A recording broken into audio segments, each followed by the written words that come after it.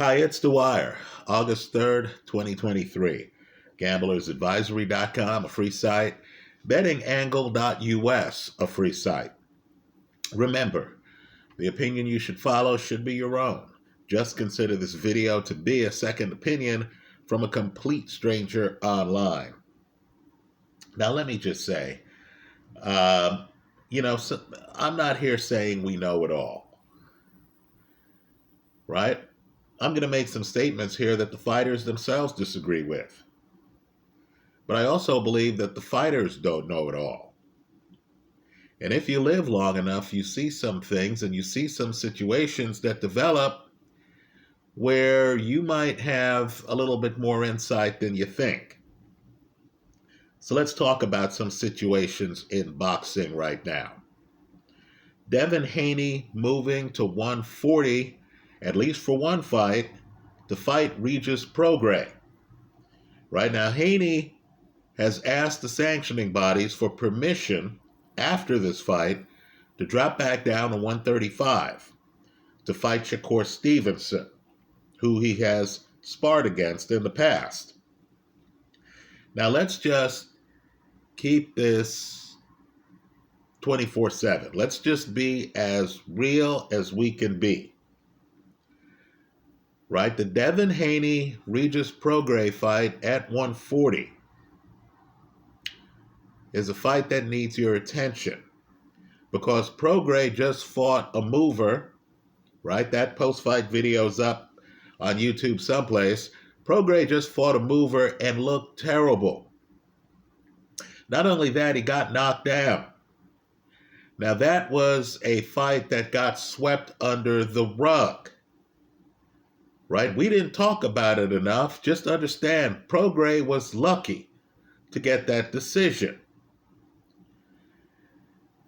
Devin Haney has a real chance, based on styles, in my opinion, to upset Regis Prograis at 140 pounds. Right? All Haney, who was big for 135, all he has to do is stay on his back foot and work the jab. Right? Keep the lateral movement going, keep the legs moving. Now let me just make a point here.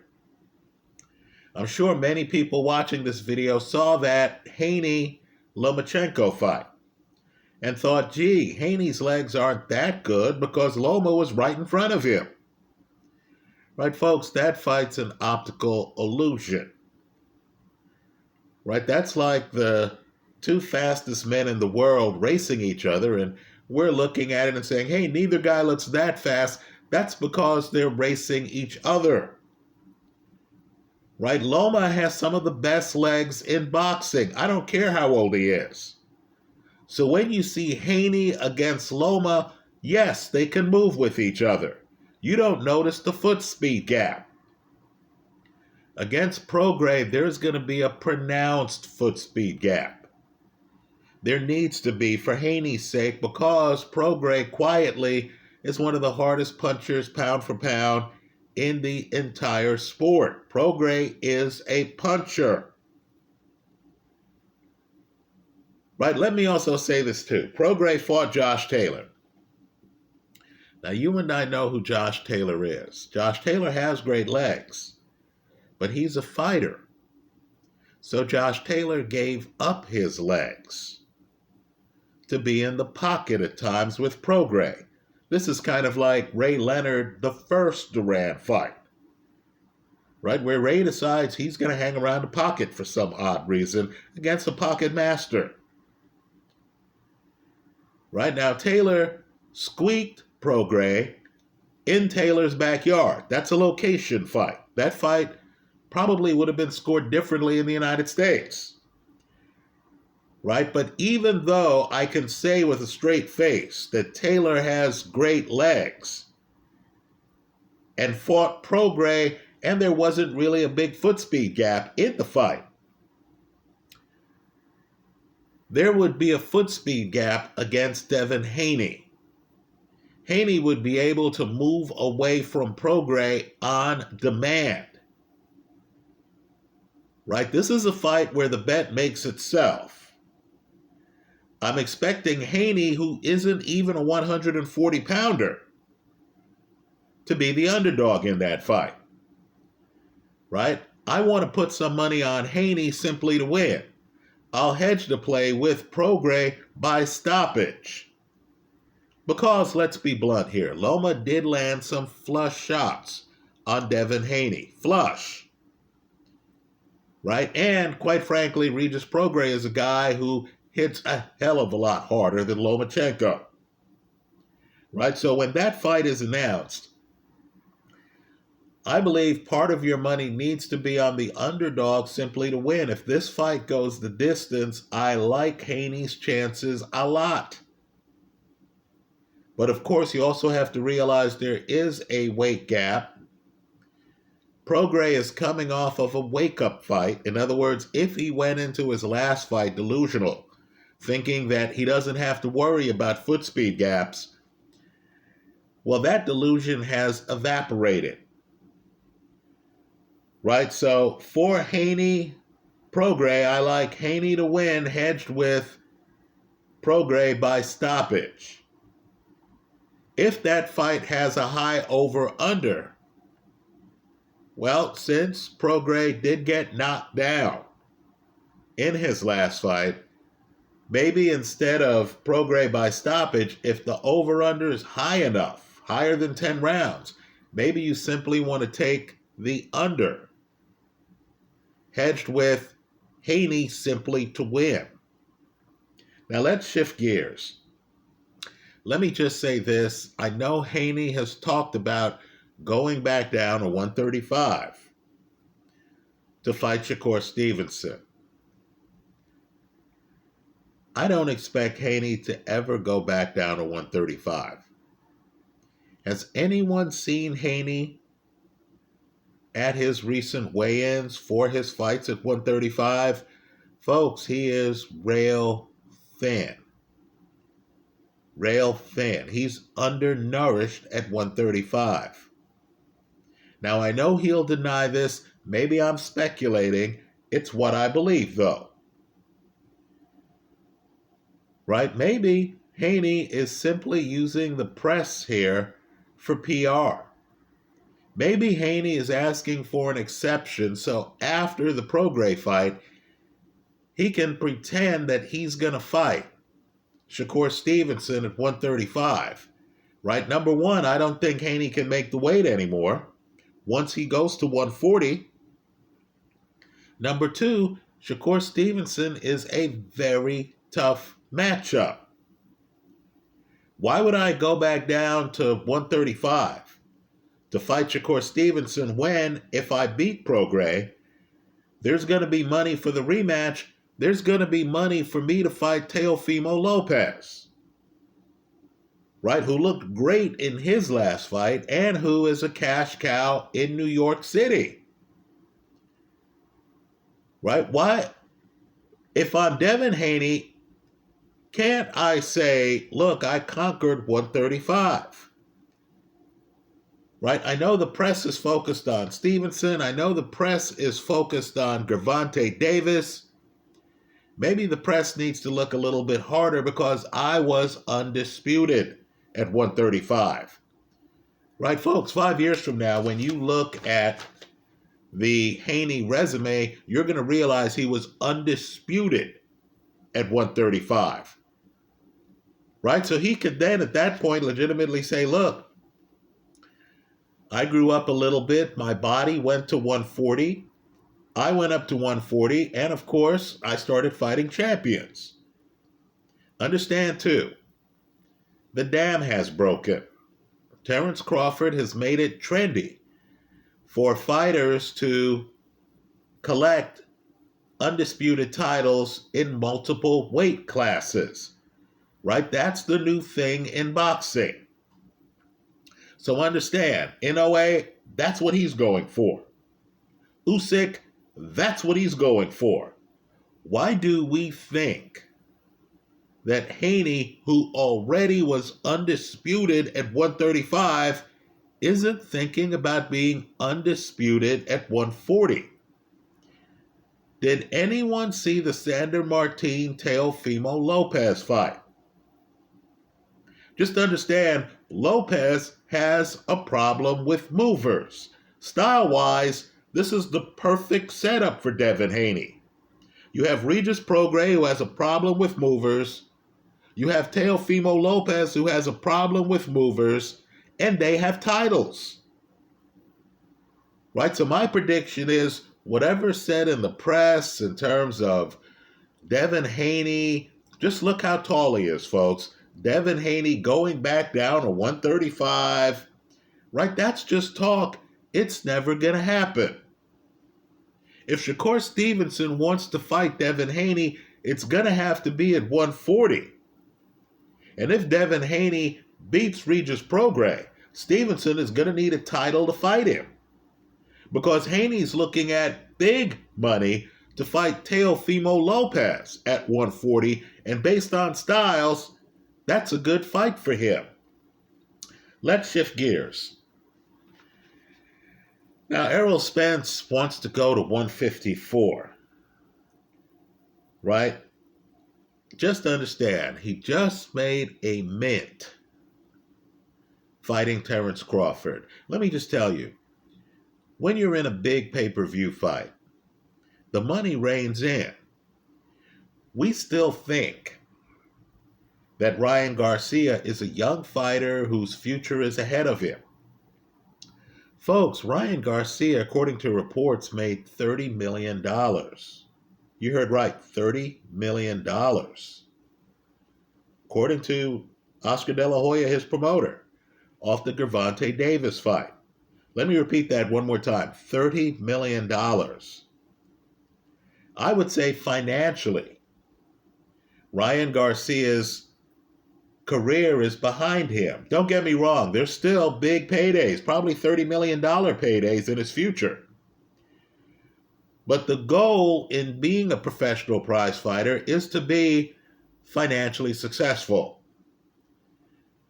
Right? It's very different when you have lint in your pocket and you're trying to get that money than it is when you have $30 million in your pocket.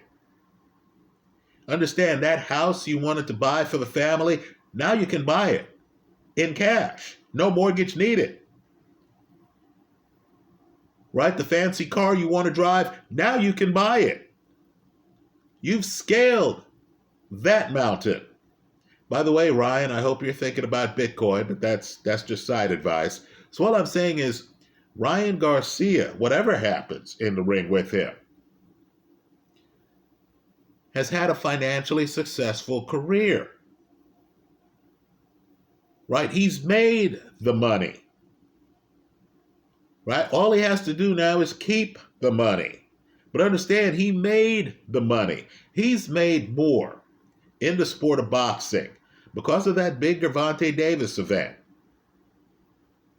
than 99% of the sport.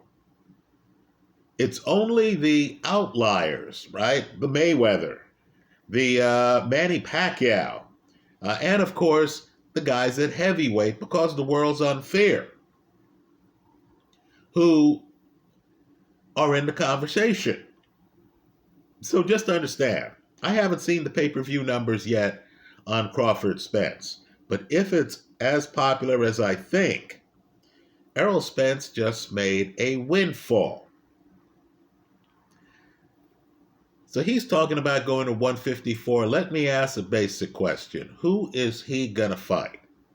Because I hope all of us realize that whatever Jermell Charlo says, whatever he says, if he gains weight to fight Canelo 2 weight classes up, right? 154 is not 168.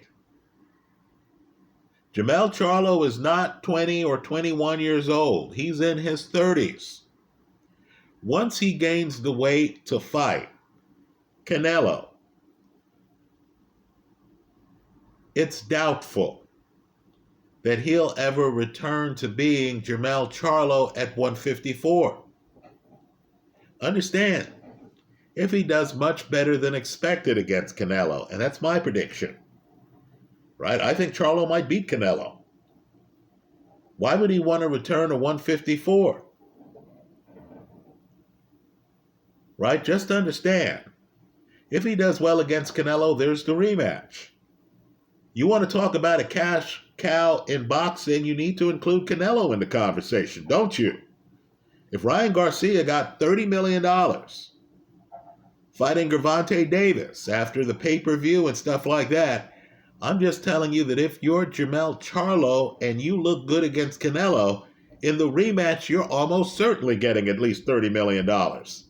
That's if you didn't clear the 30 the first time. Why would Jermell Charlo, under those circumstances, say, look, Canelo, before we fight a rematch, I have to lose 14 pounds to fight Errol Spence, who's coming off a loss at 154. Right, folks? I believe at this point in his career, Jermell Charlo is about legacy.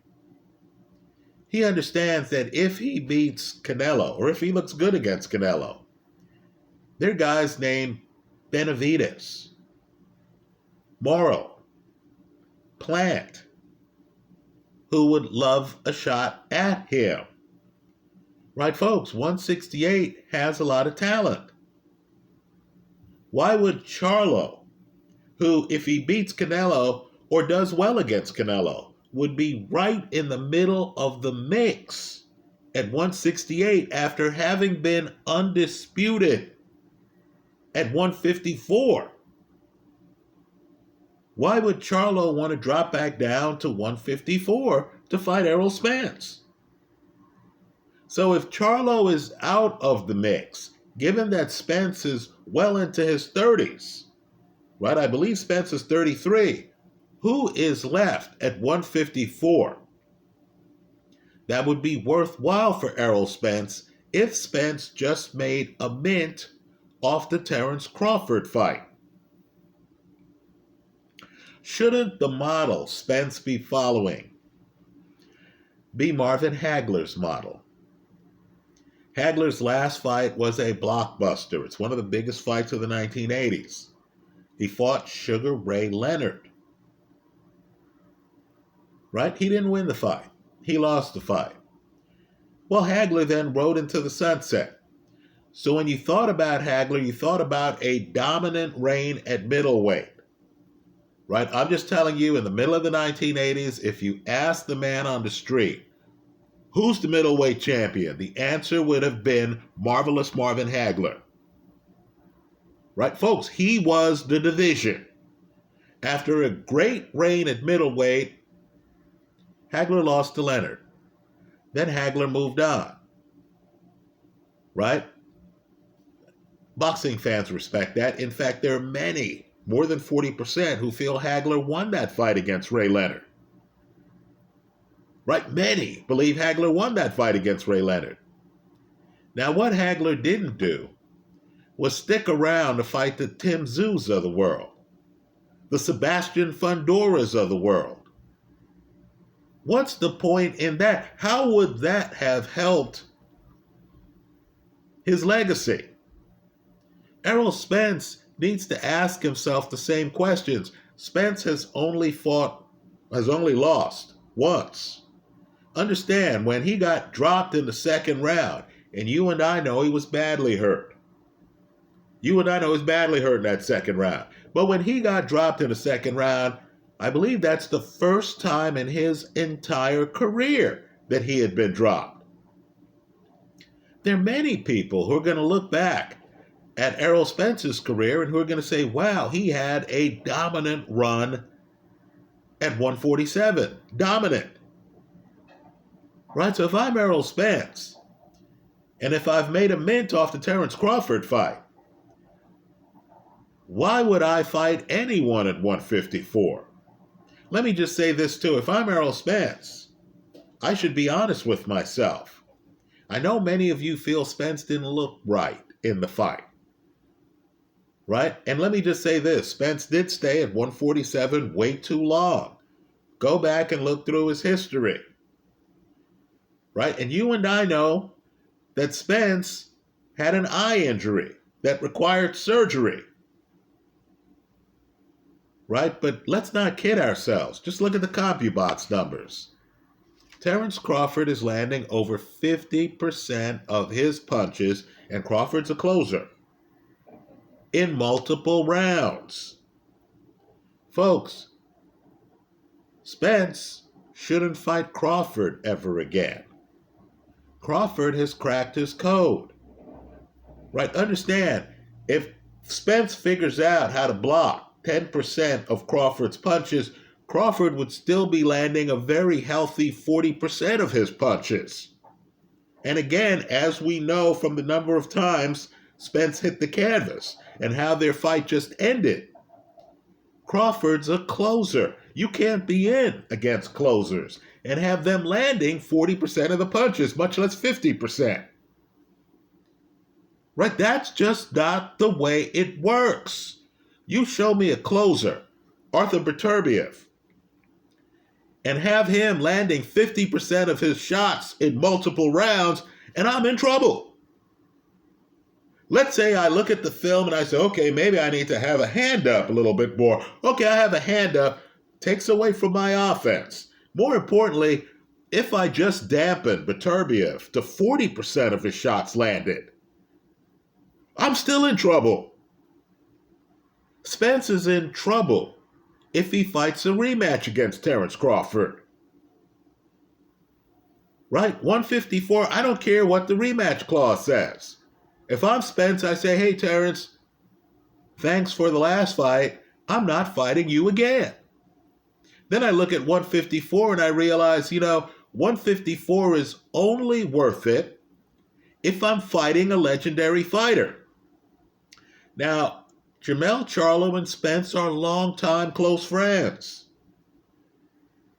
Right? I'm just telling you, the older you get, the more you value those relationships. If I'm Spence, I wouldn't want to fight Charlo for that reason. More importantly, Charlo, by fighting Canelo, Charlo's no longer going to beat Charlo at 154. Right? When Roy Jones came down from heavy and fought Antonio Tarver, I'm sure there's a sizable number of people watching this video who feel that Roy Jones was no longer Roy Jones. Right? Let's say Charlo gets blown out by Canelo. Then he'd be coming off a loss, possibly a knockout loss. Then he goes back to 154. You're Errol Spence. You're all with PBC. You signed the contract. Even if you beat Jermell Charlo and you throw the dynamics of the great personal relationship you have right now out the window, do you think fans are going to feel that you've beaten prime Jermell Charlo after he's lost 14 pounds for that fight? So if I'm Spence, I look closely at the Hagler legacy and I realize, you know what? I lost the Crawford fight. Fans will respect me because I took the Crawford fight. I fought an all-time great. Right? Why did I fight him? Because an all-time great was in my weight class and I wanted to be the best in my weight class. You tell me, the boxing fan, who's not going to respect that. And of course, he went into the fight unbeaten, which Hagler did not. Right? Hagler lost to some Philly fighters, you might recall.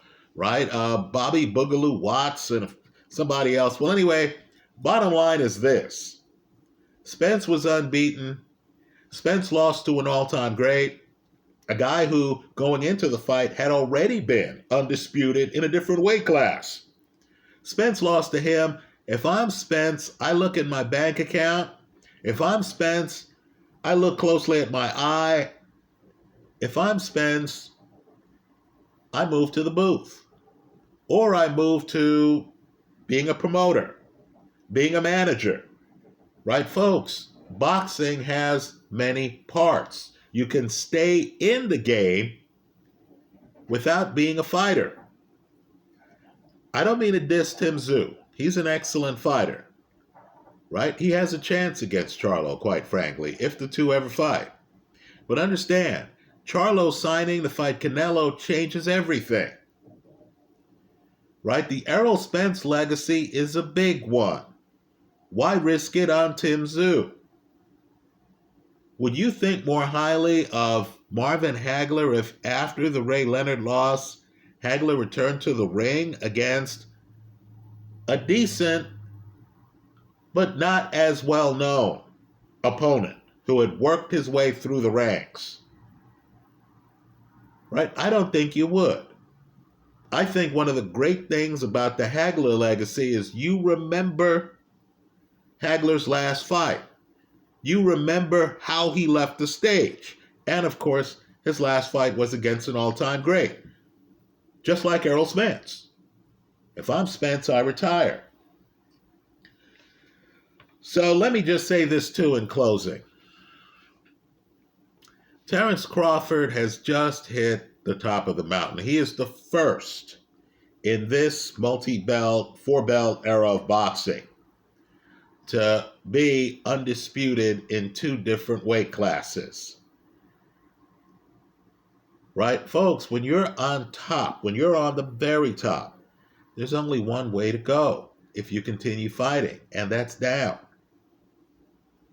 So if Errol Spence comes to his senses and says, hey, I know we have a contract for a fight at 154, but I'm not going to do that fight. If I'm Terence Crawford, I say to the sport of boxing, thank you very much. Now, I know Bomac, who is now with Chris Eubank, that's an interesting couple, right? But Bomac wants him to fight Jermell Charlo, right? The only way that fight has relevance, given where Terence has been, is if Charlo loses to Canelo and then drops 2 weight classes back to 154. Folks, if that happens, that fight is going to lose its luster. Because a lot of us are going to look at Charlo and we're going to think, wow, is Charlo still Charlo? Right? Dropping 2 weight classes changes everything. Did you believe Kell Brook was still Kell Brook after he lost weight after his fight against Golovkin? I understand. Crawford views it as an opportunity to be undisputed in 3 different weight classes. I get it. Right? I'm just saying, when a fighter has to drop 2 weight classes to fight you, some of the luster is gone. If I'm Terence Crawford, I don't fight Charlo at 154 if that Canelo fight goes forward, right? If it doesn't, okay, fine. But if it goes forward, I don't fight Charlo, right? If Charlo beats Canelo, Charlo will be unavailable at 154. I know he's talking about losing weight to come back to 154. Understand, when Charlo loses 2 weight classes worth of weight, he's no longer Jermell Charlo. He's in his 30s. Let me add this too. We all know Jaron Ennis has earned a very high ranking at 147. Folks, he's real. He's real. If I'm Crawford, why do I fight him? There's always going to be that real young lion out there. Right? The only person who can take away Crawford's undisputed status at 147 is Terence Crawford. Right? There's too much risk involved legacy-wise at this stage with fighting Jaron Ennis. If I'm Crawford, I leave 147, just like Devin Haney's leaving 135. Right? I'm saying, hey, I was undisputed. Isn't that the goal when you enter a division? Right? I wouldn't fight Jaron Ennis. I would give up the belts and retire. Right? Especially if my bank account looks good. Right? The last thing you need The last thing you need is a Rocky Marciano-Joe Louis fight if you're Joe Louis. Right? The last thing Crawford needs is to get dropped by Jaron Ennis or knocked out the ring, knocked between the ropes like Joe Louis got knocked by Rocky Marciano. All that does is it leaves a cloud on your legacy, which unbeaten Crawford doesn't need at this stage of his career.